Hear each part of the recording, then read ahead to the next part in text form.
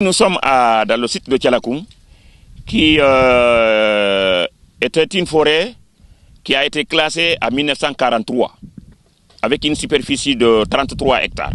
Aujourd'hui, on ne compte pas plus de 3 hectares qui restent et 2 hectares boisés. Le cours d'eau avait une bonne profondeur, ça permettait aux jeunes de venir nager. Les 2 sources qui alimentaient le cours d'eau, l'une était en ville. Celle-là, même la trace là où elle était, on ne retrouve plus la place.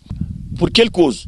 Principalement, c'est la coupe du bois sous toutes les formes. Soit la coupe pour l'agriculture, la coupe pour les fabriques, la coupe pour les constructions, tout ce qui est coupe du bois. Les cultures sur pente, les feuilles de brousse et les déchets qui sortent des magasins plastiques et métalliques qu'on jette dans la nature. Ce site, il y a plus d'une vingtaine d'années, est utilisé pour décharger toutes les ordures ramassées par la commune et par les PME engagés à cet effet. Ensuite, l'urbanisation non contrôlée a amené les populations à venir envahir la forêt. L'eau se raréfie.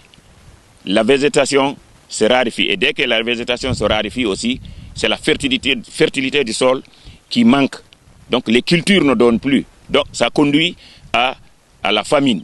C'est la difficulté pour les populations de survivre sur cette planète.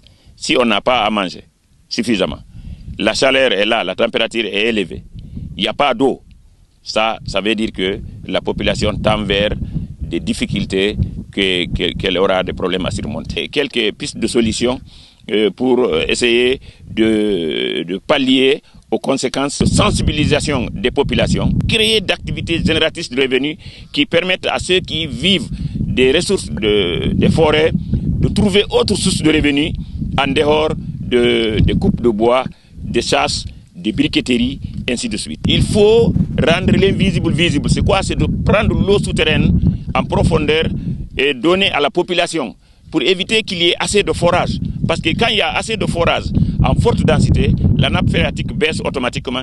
Toutes les sources tarissent aux alentours. C'est le couvert végétal qui est le thermostat qui stabilise la température, stabilise l'eau, permet de garder la nappe phréatique à la surface du sol.